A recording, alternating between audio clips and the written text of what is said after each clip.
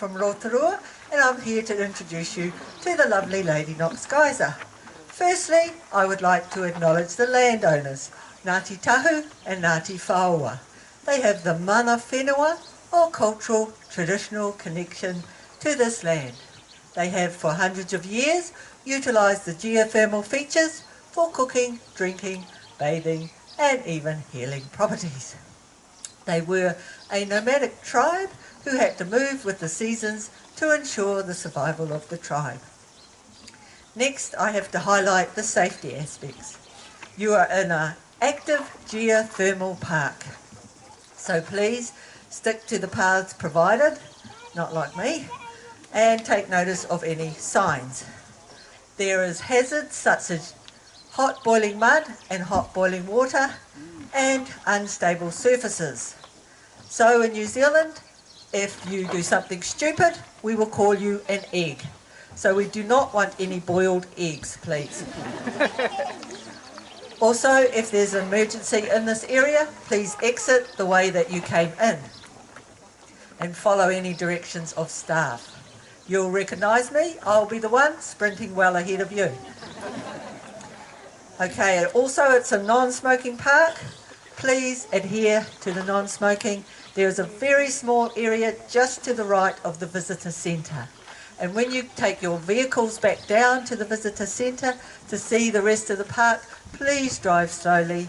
The park's not going anywhere. Okay, so Lady Nok's. In my kite here, I have some soap. And it's just like the soap that you probably used this morning in your shower. Well, I hope you did. And I will put that down into the geyser. That is a very pure form of soap. It's called surfactant. So, back in the late 1800s, there was a prison camp built not far from where you parked your car. The prisoners were brought here to clear the land of the bush and shrub that you see around you. This is New Zealand native tea tree, or manuka and kānuka. So as you can see, it's in flower, and this is where the bees come to get their nectar for the manuka honey. The prisoners came here, they were clearing this part of land to plant pine trees. And as you can see in the skyline, there are radiata pine trees. And the prisoners got to this area, and what they saw was not what you see today. They saw a lovely hot spring. And they came and they bathed, and they were able to wash their clothes. It was just the right temperature, so they had their own private spa. And one day they were bathing and washing their clothes when one of them dropped his soap down into the pool. Next thing, up came the geyser, and there were butt naked prisoners and clothes flying everywhere. So, the prisoners thought this was a great entertainment, as they had no cell phones or TV, and so they would come down and drop the soap in. And then they built up the structure, as you can see there, with rocks to try and get it to go even higher. And so that is why we have the structure there. And you might be saying, that's not a real geyser, she put something in there. Well, I assure you, this is a real geyser. If we did not put the soap in, she would erupt every 24 to 72 hours. And as you've come all this way, and I'm sure you do not want to sit there for 3 days, we've put the soap down for you. And the white that you see there, that is from the mineral silica that is brought up when she erupts. As you can see, she's bubbling up, then she will start to surge, and then she will erupt. So take your photos as she erupts. She can erupt up to 10, 20 metres high sometimes, and can play for up to an hour and a half. So you're welcome to sit here and watch for an hour or so. But we will be closing just this part of the park in about an hour and a half, 2 hours time. Okay, so why the name? Back in 1903, Lord Ranfurly, the 13th and 15th Governor of New Zealand, came to visit the prison camp. And of course, perk of the job, he brought his family to see the geyser. And his young daughter, Lady Constance Knox, christened the geyser after herself. And so that's why we have the name. And as you can see, there are many geysers in the world.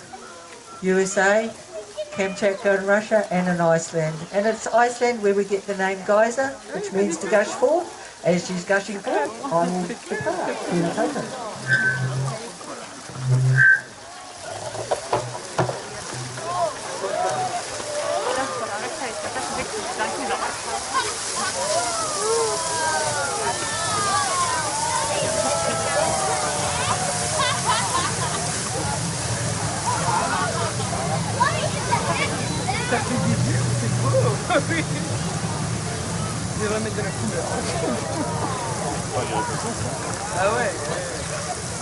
Ah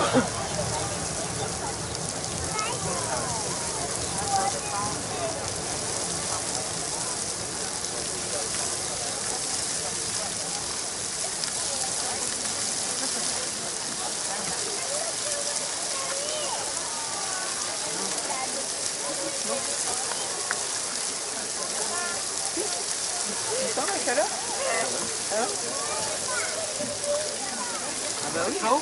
Bah c'est chaud, ouais. Ah, il y a du soleil.